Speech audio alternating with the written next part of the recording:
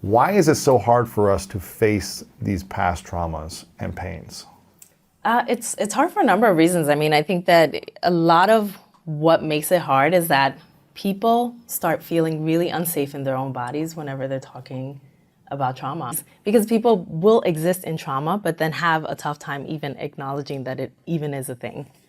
Because we have to acknowledge that people are also not in the know that they're existing in trauma. People believe that the way that they're experiencing their emotions is status quo. Even This is when the way it's supposed to be. It's the way I am. that's all they know. They've never been Yeah. taught otherwise. What they've seen in their families has been a representation of trauma responses, and it's never been anything unlike what they experience in their day-to-day.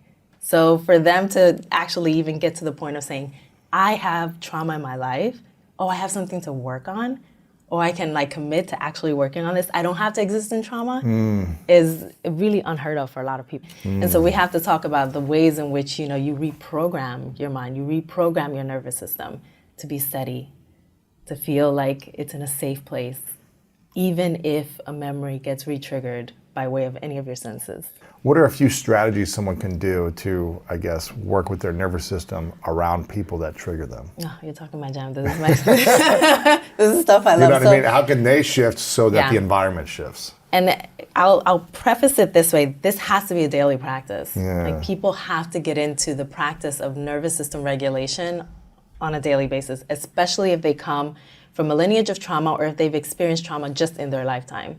And the three practices that I like the most, I like them because they're accessible, because you can do them anywhere, and because they actually work. And the three are like breath work. That is building mastery. It's like you have mastery over the task of actually doing deep breaths whenever your body needs it. As And opposed to now holding it it's in all the time. automatic. Yeah, or short breaths or holding it in. It's interesting. Okay, so Yeah, number so one breath is work. breath work. Yeah, and breath work that is at least for 5 minutes. So the nervous system needs at least that amount of time to actually catch up. And it's important to value breath work, even though, you know, we have so many like ways in which it's been, I think, overdone, or people just like discount it because it's, you know, it's been talked about so much. But the thing about breath work is that eventually your nervous system can't operate in the stress response and in the breathing response simultaneously. It has to relax. It's gonna have to. Yeah. And so you keep it going until you feel that. One of my other favorites are like humming. Humming also So is powerful. humming's so Breathing good. and humming at the same time. This is what they teach in yoga and, you know, Yeah. deep meditation Yeah, practices. a lot of chanting practices utilize it. Yeah, and the om sound, right? Like really bringing that out actually triggers the parasympathetic nervous response, which is the part of the nervous system that initiates, it's also called like a ventral vagal response, which initiates a relaxation process, a rest and recovery for the nervous system. So it's really essential for people to actually do humming. And the same rule applies. Do it until you feel like, okay. And the third one that I like is rocking. Rocking? Just rocking Back your and body. forth?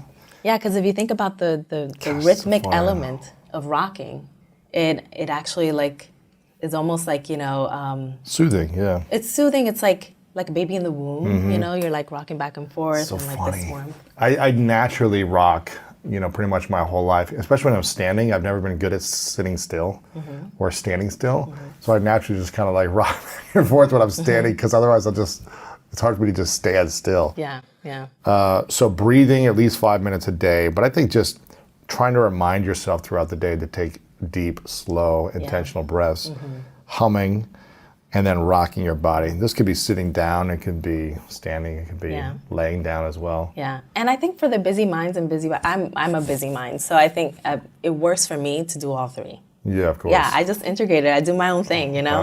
I rock, I breathe, I hum, and it's, you know, it allows me to really integrate the practices to get the full effect, and to also, you know, just like my mind is so preoccupied also with making sure that I'm on the technique that it adds a bit of mindfulness in there because I'm very presence centered. Yeah.